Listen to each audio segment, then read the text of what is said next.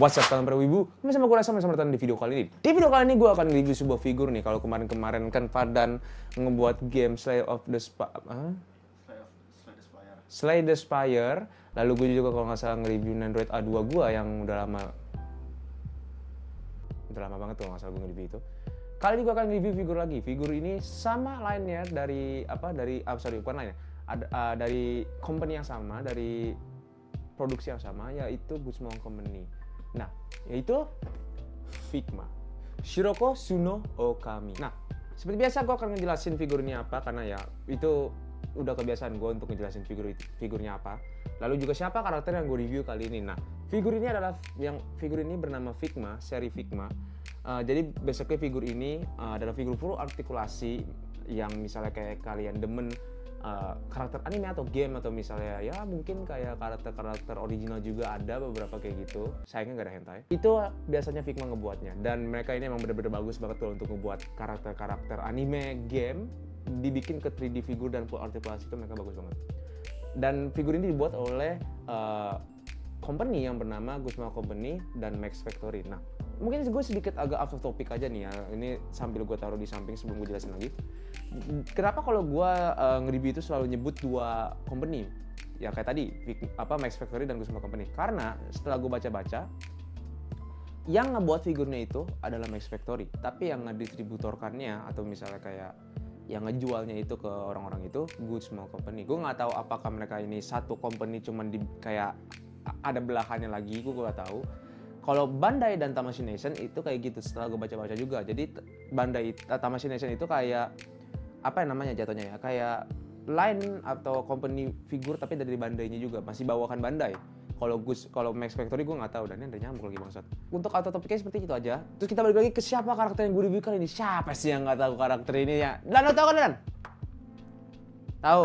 Oke, pada nanya tahu ya kan? Ini adalah Shiroko Tsuno Okami dari game Arsip Biru atau Blue Archive. Kenapa gue bilang siapa yang nggak kenal? Karena ya basically ini karakter ada di thumbnail aplikasinya ya, walaupun sekarang berubah, tapi itu tetap orang yang sama. Kenapa gue tahu? Karena gue main gamenya. Dan kalau bisa bilang ini waifu semua orang kayaknya ya. Dan karakter Tsuno Okami ini kalau bisa bilang adalah karakter bukan yang biasa kita kalau main game itu kayak free gitu, starter gitu, bukan. Dia ini karakter gacha juga, tetap bintang 3 seinget gue. Jadi ya good luck kalian yang main Blue Archive yang dapetin dia. Jadi tanpa basa-basi kita langsung aja ke bagian artikulasi dan aksesoris dari figur yang satu ini ya, karena apalagi yang harus. Nah, sekarang waktunya bagian unboxing dan artikulasi dari figur yang satu ini. Dan gue agak cepet karena kaki gue ngangkang, gak enak. Hup. Dan untuk boxnya seperti ini depannya ya. Jadi kita langsung dilihatin banyak banget aksesoris di sini. Sampingnya kayak gini, belakangnya kayak gini, sampingnya kayak gini, atasnya kayak gini, bawahnya kayak gini.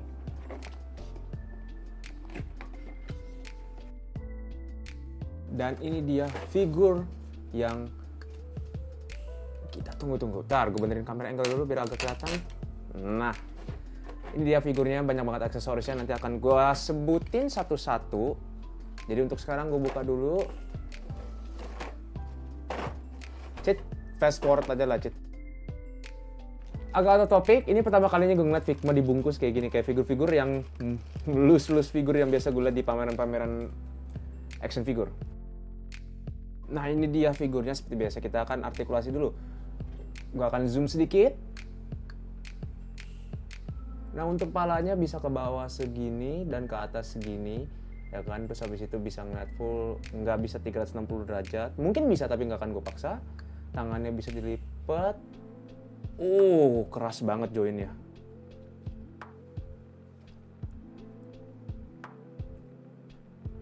Tangannya bisa dilipat segini ya, nggak banyak, nggak full banget. Habis itu juga tangan atasnya bisa kita gerakin seperti biasa, cuman nggak bisa ke atas ke bawah. Bisa ke atas ke bawah. Untuk tangannya sendiri dia ini singkat gue joinnya itu dia, gue coba dulu bentar. Jadi dia ada kayak satu angle yang emang bisa bikin kalian ke atas ke bawah, tapi kalau kayak angle yang nggak benar nggak bisa sama sekali. Gue lupa namanya apa, hip joint singkat gue namanya.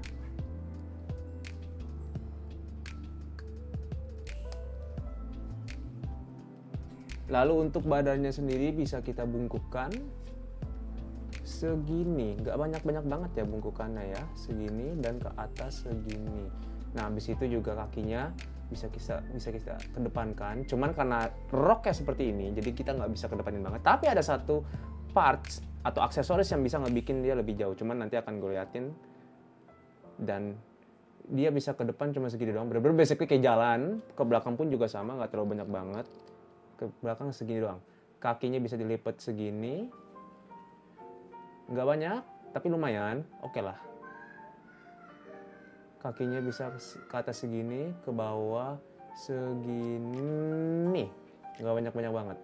Untuk pivotnya, kayak Figma nggak pernah ada pivot, jadi nggak bisa sama sekali kalian ke samping gini. Dan itu adalah alasan kenapa kalian mendapatkan stand.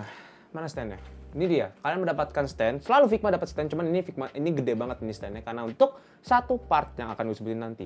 Lalu juga kalian dapat aksesoris tangan. Di sini kenapa kalian ngeliat ada yang pakai sarung tangan ada enggak? Karena memang desain Suno Okami itu dia itu menggunakan satu sarung tangannya cuma sebelah doang. Gue juga nggak ngerti kenapa. Antara gue nggak merhatiin ceritanya atau apa, ada alasannya. Bagi kalian yang tahu, komen di bawah. Lalu untuk aksesoris lainnya kalian juga mendapatkan seperti biasa Figma yang kantong kosong doang buat bawa aksesoris. Tapi untuk aksesorisnya kita sebutin di sini ya. Nah, mungkin dari sini dulu ya kalinya yang bisa gue ambil kalau misalnya nggak bisa ya. Kalian mendapatkan muka blushing ya, dan dia gak fokus. Gue fokusin dulu. Nah, ini muka blushing ya. Kalian juga mendapatkan pala. Ya, pala. Gue pengen nyebut orangnya bisa nggak ya? Jadi bagi kayak Acit ngerti dah maksud gue, kayaknya si Acit sama Padan. Cuman gue ngeliat aksesoris ini mengingetin gue sama salah satu video klip yang terkenal banget dulu, yang judulnya, seinget gue lirik lagunya itu Bad Boy atau Bad Girl sih. Fucking Bad. Seinget gue ada yang orang naik kuda pakai kayak gini cuma warna hitam. Dan ini seinget gue di gamenya itu ada lore-nya, seinget gue kenapa dia pakai topeng kayak gini. Ini jadi basically dia suka ngerampok, bukan ngerampok kayak pengen ngerampok bank. Jadi dia selalu siap siaga topeng kayak gini. Dan nomor 2 ini adalah dia ini karena kayak kalau bisa bilang anggota nomor 2 gitu. Nah, lalu kalian mendapatkan senjatanya nih atau AR-nya, short rifle-nya. Kalian juga dapat handle-nya. Handle atau suppressor gue nggak tahu yang ini nih. Yang ini gue nggak tahu apakah ini suppressor atau handle. Dan ini juga gue kurang tahu. Ini kayaknya buat ditaruh di tasnya sih kayaknya. Lalu kalian juga dapat tasnya. Dan ini gue suka banget sih, detail sih. Lalu kalian juga mendapatkan helikopter. Nah, ini bukan helikopter, ini kayak drone. Dari skillnya si Shiroko ini, dia ini bisa ngeluarin drone yang ngeluarin missile. Jadi ini missile-missilnya nanti dia terbang. Cuman ada artikulasi. Wah, nggak ada artikulasi sama sekali. Dan menurut gue ini harus kalian perhatikan. Sorry kalau misalnya agak panjang video yang aksesorisnya, karena aksesorisnya banyak dan gue suka. Dan ini bagus banget. Abydos ini adalah salah satu sekolahnya Shiroko, kayak kalau bisa bilang kayak apa ya, agak susah ya misalnya. Ya sekolahnya lah basically, nama sekolahnya. Lalu kalian mendapatkan halonya, alias yang biasa ada di pala-pala karakter archive. Lalu kalian juga seperti yang gue bilang mendapatkan rok. Nah, roknya ini ada 3 set. Ini samping ini yang belakangnya. Ini yang bikin nanti Shiroko ini bisa agak kakinya bisa lebih maju atau bisa lebih pose yang lebih bagus, lebih keren lah pakai rok ini. Ini rok duduk seingat gue. Lalu kalian juga mendapatkan tali tas nih misalnya. Mungkin nanti akan gue liatin di bagian biasa itunya. Dan mungkin itu saja untuk aksesorisnya. Kita lanjut aja ke bagian opini gue tentang figur yang satu ini. Nah, WhatsApp kalian pada sekarang waktunya bagian opini gue tentang figur yang satu ini nih. Nah, figur ini gue akan kasih skor, you know what? 5. Gue suka banget sama figur ini. Yang pertama itu adalah desainnya, udah pasti banget, akurat banget, gue suka banget. Lalu yang kedua adalah artikulasinya, Figma, jangan ditanya, ya kan?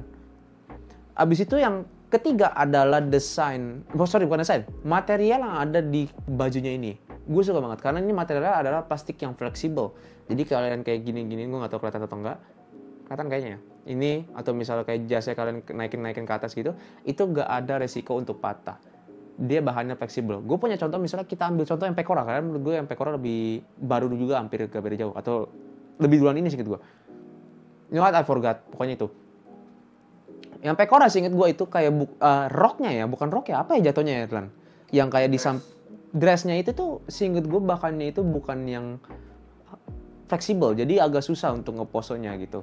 Ini enak dan nggak takut patah. Kalau yang Pekora itu keras. Lalu juga kalau misal contoh lain, mungkin contohnya itu adalah Figma Tama no Mae.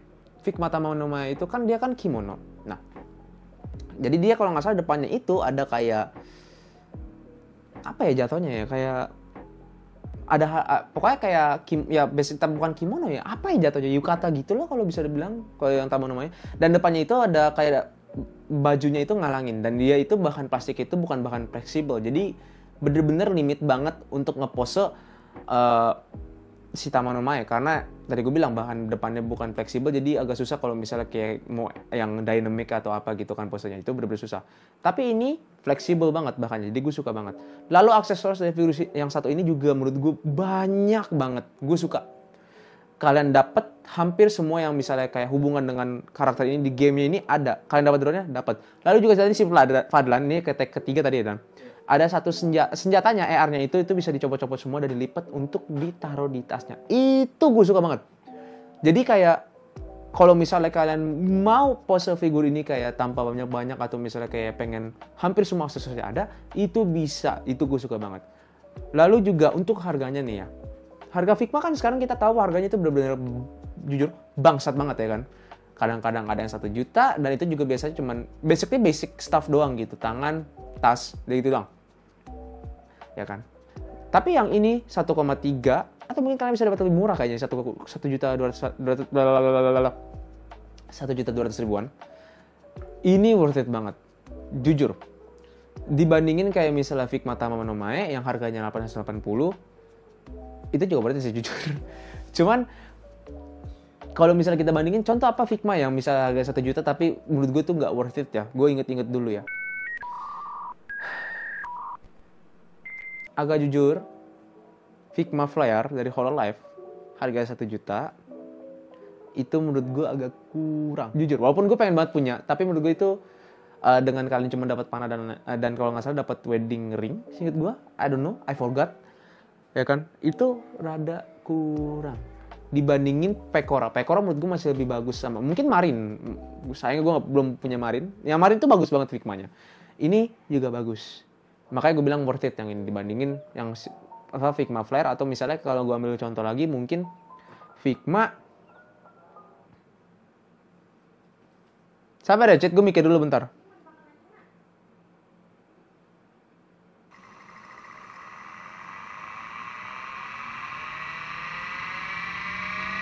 You know what, Cid? Lu mendingan cari di Tokped harga Figma yang harga 1 jutaan, lu taruh daripada gue banyak bacot. Gue udah bingung, gue udah pusing mikirnya. Jadi tolong, Cid, ya. Dibandingin sama, misalnya harganya agak sama, tapi yang aksesorisnya gak banyak banget, atau misalnya kayak...